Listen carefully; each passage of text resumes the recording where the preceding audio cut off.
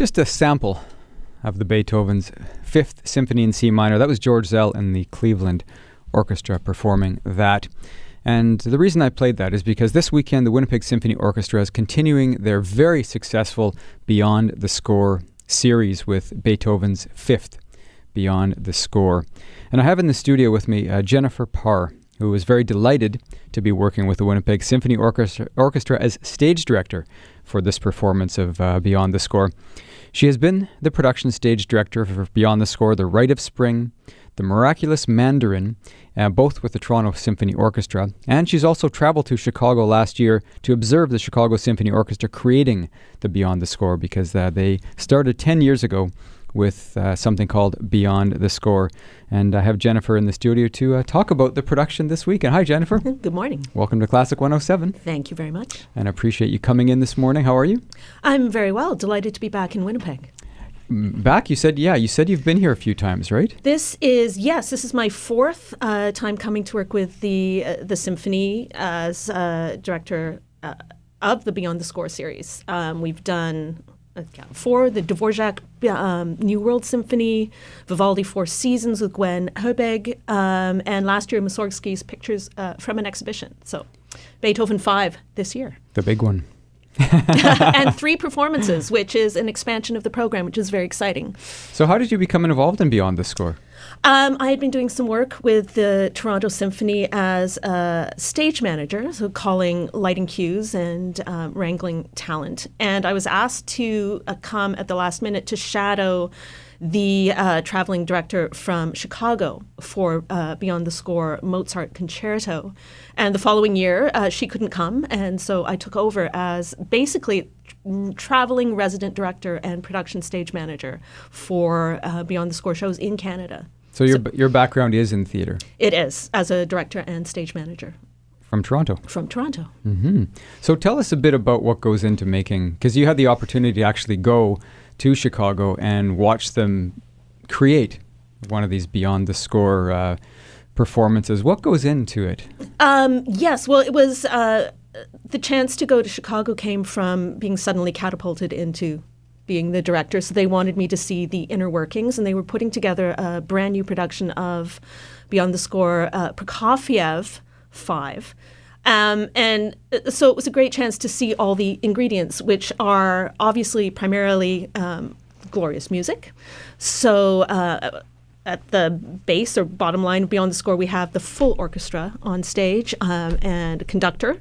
The second half of the program is always the full symphony or concerto, but the first half is what's unique to Beyond the Score, and that is script. So words plus amazing visuals, which are made up of stills and photographs and videos projected on a very large screen above the stage. And the magic of Beyond the Score, and they're all created by Jared McBurney, originally from England, but now resident in Chicago for 10 years, is he puts together these ingredients: theater, film, music, sometimes dance, sometimes solo, individual instrumentalists, to really open a world for us into open a window for us into the world of the composer at the time he was creating whatever the piece is. So each show is different, but there are always at minimum one narrator, one actor. And this year we have 4 actors, including one playing Beethoven, plus a wonderful solo pianist who will play the piano ideas or ingredients that then became part of the entire symphony. So what goes into stage directing something like that when there's so many different elements and so many different genres of arts going into something like that? How do you pull it all together? Well, the primary thing is watching archival video of the original show, talking to Jared McBurney about what his original intentions for the program were, like what's the main thing that he wants the audience to get, and then soaking myself in the material. So in the music, in the words, understanding the different characters and how they interact with the music, and then coming to Winnipeg in this case, working with the actors to introduce them to this unique hybrid form, and leading them into connecting organically with the music, with the visuals, so that, again, we're creating this unique world that's shared with the audience. Mm-hmm. So what can we expect this weekend? In this one, it's 19th century, late 18th century into early 19th century, Beethoven being affected by the revolution breaking out, by the progression of Napoleon from first consul to emperor, and he was at first very much a fan of Napoleon, and then not so much, and you get that reflected in the score.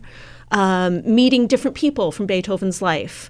There's a young girl who had a huge crush on him. There was a later love interest, not so happy. Wonderful friends, older friends, younger friends. Another composer, E.T.A. Hoffmann, who discovered Beethoven's music and became just transfixed by it. And then we see Beethoven delighted to see another composer having this reaction to his music. And again, gorgeous, gorgeous visuals from the period. So it's really all about telling a story, the story behind the work. The story behind. The work. But not, Jared is very adamant about, it's not a lecture. It's much more freeform than that. It's much more aiming to give the audience a sense of the taste, of the smell, of the intellectual atmosphere, the social atmosphere of the time. And then we hear the orchestra playing excerpts from the piece or from other pieces by the composer interwoven into the theatrical part of the first portion, so that by the time you're listening to the full symphony in the second half of the evening, you hear the excerpts that you've been introduced to, and suddenly they have a much more profound effect because you know what inspired them. I'm in the studio with Jennifer Parr, who is here with the Winnipeg Symphony Orchestra this weekend, tomorrow, Saturday, and Brandon on Sunday, I believe. She is the stage director for the Beethoven Symphony 5 Beyond the Score. Now, Jennifer, I'm kind of curious. The interesting thing for me to be chatting with you is like classical music and theater, the link between the two. Now, this combines both of them. Yes. Do you have a background, or have you always had a love of classical music? Or is this something that you've kind of taken a step out of a comfort zone in a sense, or? I've always had classical music to a certain extent in my life. I mean, I had violin lessons when I was very young and into middle school, and choirs. I've always been part of choir. So I've always had some connection, but not to this extent. So I really came to this as a theater person. But I also work in opera as a director, and with new operas as a dramaturg, and with opera atelier. So I have a combined music theater background. And as I was telling you before this interview started, this was felicitous for me. It's the perfect thing because I am a director as well as a stage manager.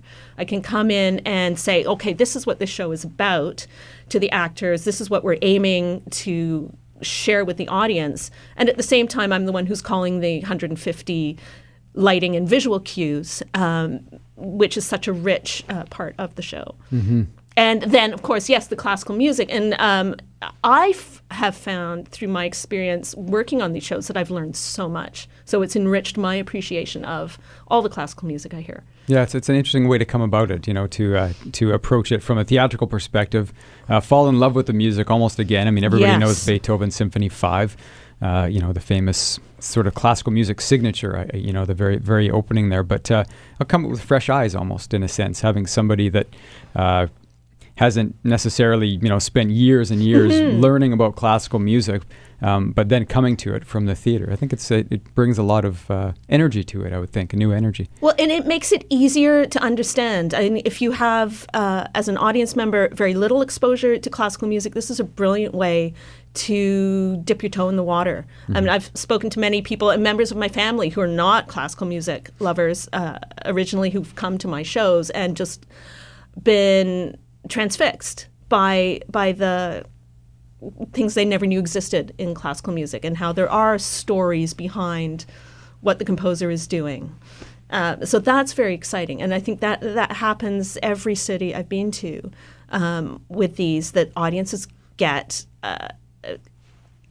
such joy out of understanding the world of the pieces and then want to hear more and see more. Yeah, no, I had an interview once with Gerard Schwartz, who used to conduct the Seattle Symphony Orchestra and how he does the All-Star Orchestra. And he said the same thing. He was amazed at how many people knew the bum, but they'd never heard the whole thing all the way through. So this gives you an opportunity to hear where that came from and to hear the whole work, which is phenomenal. Yes, so exactly. It's going to be a great show. Thank a lot you of very fun. much. Thank you, Jennifer, for coming in.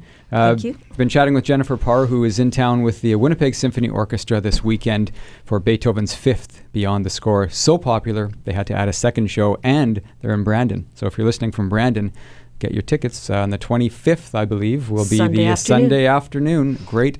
Spend the afternoon with Beethoven. Not a bad thing. Well, why don't we have a little sample? I've got another, I'm going to play you the finale of Beethoven's Symphony No. 5 in C minor. This will give you another idea of what you'll hear if you go check it out. Jennifer, thank you, and enjoy your stay here in Winnipeg. Thank you very much.